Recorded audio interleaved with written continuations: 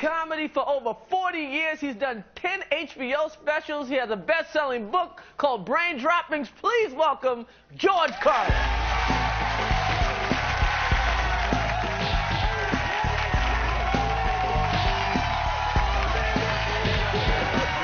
I did 2 more while I was back there. Okay. George Carlin. Okay. George Carlin, you are by far, you're easily one of the greatest comedians ever to live. All right. Easily. Okay, I'm gonna go with that. Okay, yeah.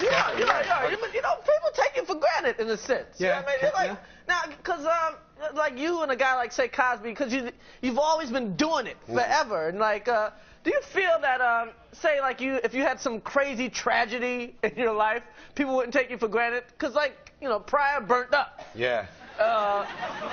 Lenny Bruce died, Kennison died, and you're like right here chilling. The penalty of living. The penalty of living. Yeah. Well, you know what happens? A lot of people say, "Hey, how you doing? How you been? I love that stuff. 1972, I saw you." And I'm like, "Oh yeah, well, last 25 years, been some more." And I bring them right up. I say, "You watch HBO? Did you get the book? Do that, and then we'll talk some more in the airport." You know. But yeah, you do want people to know the accumulated record. You know, not just a spotty little this and that. Yeah, because people are like, Carlin. Yeah. Yeah. It depends. So there's other people that are hooked in good, right. You know, hooked in real strong, and then they'll tell you back what you did, and you say, "Oh, I don't remember that." Well, you did it, and I saw it. Okay, now one of your biggest things ever was the 7 words you can never say on television. It was piss, shit. You want the right order? What was the order? Shit, piss, fuck, cunt, cocksucker, motherfucker, and tits.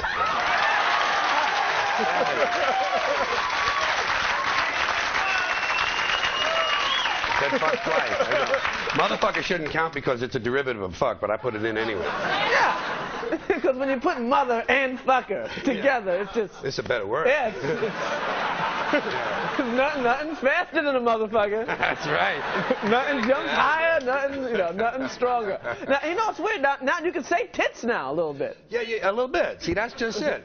And the interesting thing was you couldn't say tits, but you could say bazooms, you could go like this, you could say knockers, you could say knobs, but tits, and it's a cute word. You can say, because tits are cute. It sounds like a snack. Well, they won't let you say titty. No.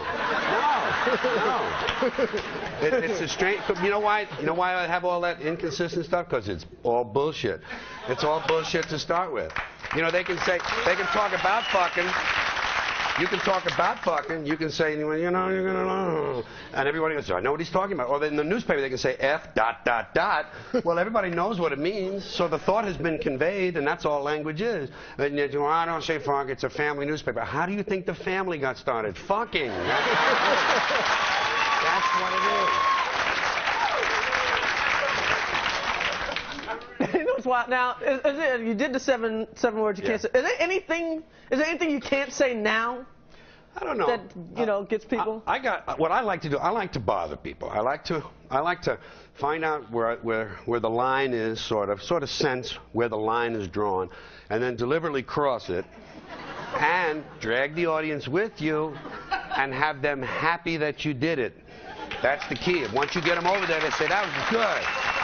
So.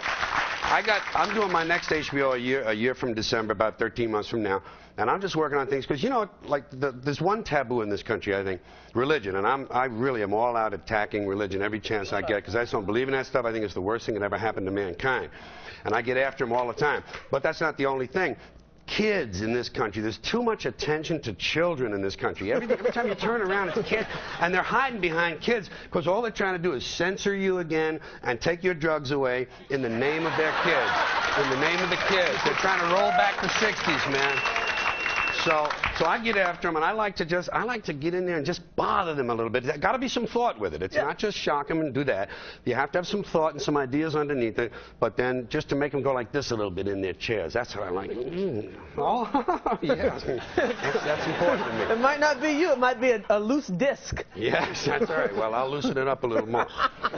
You know what's bugged out? You came up 50s, 60s, doing this edgy stuff, and I was like, did you feel alone at the time? Because I'm like I remember like the old Dean Martin roast, and like your crew like your contemporaries are guys like Alan King and you know, other guys doing like "Take My Wife Please" jokes and stuff. Right. Yeah, the old line stand-ups. Yeah. Well, I came out of coffee houses, though. I got lucky. I came out of coffee houses and folk rooms. Alan King's cool before, you know, he shoots you or something. But I came out of places where irreverence was a part of the deal. Coffee houses and folk rooms, you know, the whole idea there was to be a little bit anti-establishment, to be a little bit against the stream, you know. So I came out of that and always felt comfortable being alone. Always felt good as a kid. Loved it when my mother didn't come home on time. Boy, I'd say, oh, this is nice, man. I'll make some spaghetti and listen to the Lone Ranger, you know. To be alone is good. And I never really took part in show business. I'd show up. I didn't really contribute, you know, like they'd put me in the bunny number. You had to do the variety shows and they get you in the bunny number at the end. I had to do a little of that, but once I turned the corner, I left. Yeah, I mean, I mean, when you were around like bad comedy. Yeah. Or not even bad comedy, just that other shit. Yeah, right. That big lane thing. There's this thing you do, and then there's that other shit. That's right. And I lived through, listen, the hardest years of my life were the 3 or 4 years when I was doing straight, mainstream, bullshit television shows, because I thought I wanted to be like a Danny Kaye or something. My dream from a kid was still like that. I wanted to be in the movies and go like this for people, and I didn't know that my head... Like this? I didn't know my head was different. I didn't understand that. I thought if I thought about it at 9 years of age, it must still be valid when I'm 21. But it wasn't, and I finally, boom, that clicked in from the acid. Thank God for acid. That's what happened. So all that hard work stuff is bullshit. Well, it don't hurt. Acid. Somebody give me some acid right now. You know, I got people around here to get me shit, but no one ever gets me acid. But I'll tell you this.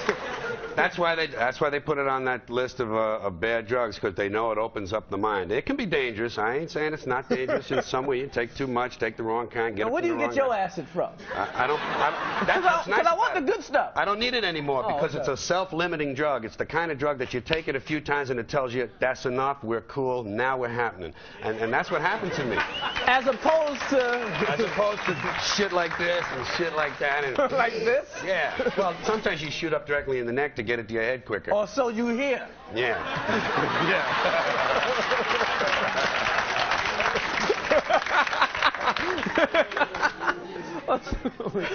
In the neck? Well, the temple would be quick, wouldn't it? Right in the temple. No waiting, no delay. I never did shoot up, so I'm just talking shit. Oh, yeah. I never did. No, I grew up in a neighborhood with plenty of smack in the 50s and never got to the smack. The grass was enough. Boy, I'd get some of that grass and a couple of beers and just lay back and wonder why those guys were puking. You know? That's all I needed. No, never did shoot up. Never did use it. Now, what's the worst thing that happened to you? Was it like just opening up? You know, I never heard the George Carlin horror stories. Well, I did an awful lot of cocaine during the 70s. When I did that stuff, I did tons of it. Yeah, tons. Yeah, well, you knew that shit. And I just would get out there, and my jaw wouldn't work, you know?